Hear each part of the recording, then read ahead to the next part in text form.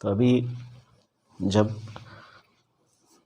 Ice water बनेगा तो हमने समझा कि Q is equal to M into L लगाना है, mass into specific latent heat.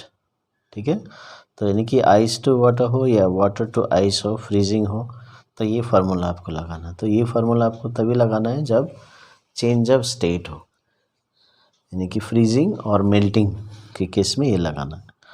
अभी यहाँ पर देखिए इस स्टेप में क्या है कि 0 डिग्री सेल्सियस से वाटर 50 डिग्री सेल्सियस में जा रहा है। अभी यहाँ पर चेंज इन टेम्परेचर हो रहा है, टेम्परेचर चेंज हो रहा है, तो Q is equal to MC delta T लगाना। तो ये फार्मूला लगेगा यहाँ पर।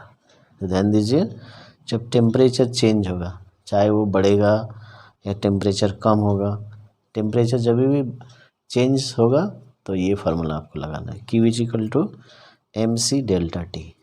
तो M क्या है, मास, C है specific heat capacity, delta T है change in temperature. Delta T मतलब ये एक ही है, चेंज इन टेम्परेचर। जैसे 0 टू 50 डिग्री हुआ तो 50 डिग्री माइनस 0, तो ये हो गया डेल्टा T। तो अभी देखिए 0 डिग्री आइस 50 डिग्री में बन रहा है, तो 2 स्टेप में आ रहा है, और इसके लिए 5460 जूल हीट दिया गया। तो ये हीट और ये वाला हीट दोनों मिला के 5460 है। तो Q1 Q2 मिला के 5460 हीट है। तो इसका मतलब है हम लिख सकते हैं Q1 plus Q2 is equal to 5460। अभी Q1 क्या है, M इंटू एल, तो यहाँ पुट कर सकते हैं। आप चाहे तो Q is equal to M L अलग से सॉल्व कर सकते हैं, फिर इसमें ऐड कर सकते हैं, वो भी सही है। Q2 हो गया MC डेल्टा T, तो टोटल मिला के 5460। अभी ये किसका मास है, मास ऑफ आइस। तो देखिए यहाँ पर दिया है 10 ग्राम, तो मास 10 ग्राम ले लीजिए। अभी इसमें थोड़ा सा ध्यान दीजिए, कभी 10 ग्राम को हमको केजी में करना पड़ता है, कभी ग्राम लेके ही सॉल्व किया जा सकता है। तो कैसे पता करेंगे कि चेंज करना है नहीं करना है? तो देखिए यहाँ पर ये जो दूसरे वैल्यूज़ दिए रहते हैं कांस्टेंट वैल्यूज़, यहाँ पर देखिए 4200 जूल पर केजी पर डिग्री सेल्सियस, तो इसमें दिया है केजी के हिसाब से, तो हमें इसको चेंज करना है, तो डिवाइडेड बाय 1000 कर दीजिए। ठीक है, एल आपका निकालना है, find the calculate the specific latent heat of fusion, तो एल आपको निकालना प्लस। अभी ये जो वाटर का मास कितना होगा, ये वाटर कहाँ से आया, ये आइस मेल्ट होके आया, तो ड्यूरिंग मेल्टिंग मास रिमेन सेम, तो इसका भी 10 ग्राम ही होगा। तो आप चाहे तो इसको M कॉमन भी ले सकते हैं, लेकिन मैं डिटेल स्टेप बता रहा हूँ, तो आप फॉलो कीजिए। C है स्पेसिफिक हीट कैपेसिटी ऑफ ये जो सब्सटेंस जिसका टेम्परेचर चेंज हो रहा है उसका हीट कैपेसिटी, तो यहाँ वाटर का हो रहा है, तो वाटर का स्पेसिफिक हीट कैपेसिटी दिया है, देखिए, तो ये वाला वैल्यू लगाएंगे। तो इसमें जूल पर केजी पर डिग्री सेल्सियस या पर केल्विन हो सकता है। तो ये जो 10 ग्राम है इसको नेसेसरीली चेंज करना, यदि 10 ग्राम ले लेते हैं यहाँ और ये केजी में ले लेते हैं तो ये गलत हो जाएगा। कभी कभी ये वैल्यूज़ ग्राम में दिए रहते हैं, तो आपको ये चेंज नहीं करना। ओके, अभी डेल्टा T क्या है, डेल्टा T जो टेम्परेचर चेंज करना है 0 टू 50, तो 50 degree Celsius minus 0 is equal to 5460। तो ये हो गया आपका सब्स्टिट्यूशन ऑफ वैल्यूज़। तो इसी में आपको 1 नंबर मिल जाएगा ICSE में। फार्मूला लिखकर उसका वैल्यूज़ हम सही तरीके से लगाते हैं तो इसमें 1 मार्क्स आ जाएगा। ठीक है, अब इसके बाद आपको सॉल्व करके ये L का वैल्यू निकालना। तो अभी देखिए मैंने यहाँ सॉल्व किया है, तो ये सॉल्व कीजिए, जो भी कैंसिल कीजिए, मल्टीप्लाई कीजिए, फिर इसको सॉल्व करके एल आया 3,36,000। अभी यूनिट लिखना बहुत ही इम्पोर्टेंट है। यदि आप पूरा वैल्यू निकाल लेते हैं, यूनिट गलत लिखते हैं तो 1 मार्क्स आपका चले जाएगा।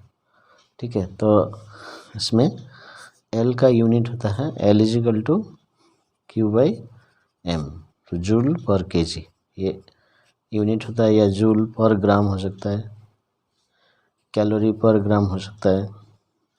तो हम देखिए यहाँ पर जूल में और मास को केजी में डील कर रहे हैं यहाँ पर, है ना। तो इसलिए ये जूल में हम लिया, इधर मास को केजी में लिया, तो इसलिए एल का यूनिट होना चाहिए जूल पर केजी। तो जूल पर केजी ये लिखना। तो इस तरह से आपको सही यूनिट के साथ आंसर लिखेंगे तभी मार्क्स मिलेगा, नहीं तो ये कैलकुलेशन करने का बाद आपको 1 मार्क्स भी इसमें काट दिया जाएगा। तो इसलिए यूनिट में ध्यान देना है। ठीक है, तो ये हो गया आपका question number 1। Thank you. Welcome to Diwakar physics. चलिए हम कैलोरीमेट्री का जो एक्सरसाइज 11B में दिया है, सेलिना कॉन्साइज फिजिक्स, इसका क्वेश्चन नंबर 1 सॉल्व करेंगे। और ये क्वेश्चन और इसी टाइप के क्वेश्चन बहुत बार आईसीएससी में आया है, तो इसको ध्यान से देखिए, आपको बहुत ही हेल्प मिलेगा।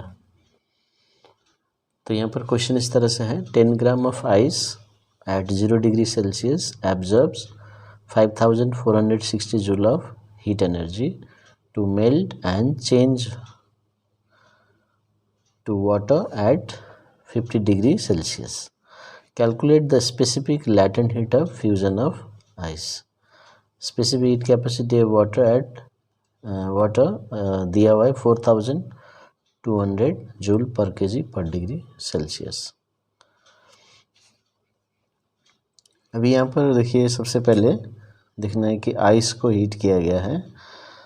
तो आइस एट 0 डिग्री सेल्सियस, जब इसको हीट करते हैं तो ये मेल्टिंग पॉइंट पे है, इसलिए ये मेल्ट करना शुरू करेगा, तो वाटर बनेगा, बट टेम्परेचर रिमेन्स सेम। तो ये याद रखिए, when ice melts temperature remains constant.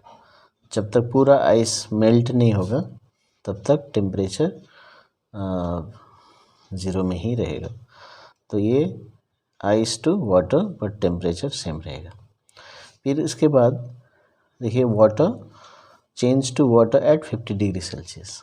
अभी इतना ही तक हीट नहीं किया और आगे तक हीट किया, जब तक वाटर 50 डिग्री सेल्सियस में नहीं आता। तो इसका मतलब अभी जो हीट दे रहे हैं that is divided into 2 parts. पहले आइस मेल्ट होगा, वाटर बनेगा विदाउट चेंज इन टेम्परेचर, फिर पूरा आइस मेल्ट होने के बाद ये water at 0 degree Celsius will go up to 50 degree Celsius. तो ये आपका सबसे पहले आपको ये प्रोसेस समझना है, क्वेश्चन के हिसाब से क्या क्या हो रहा है। तो अभी जब हम आइस को मेल्ट करते हैं या वाटर को फ्रीज करते हैं, तो फ्रीजिंग और मेल्टिंग याद रखिए, इसमें हम फॉर्मूला लगाते हैं Q = ml।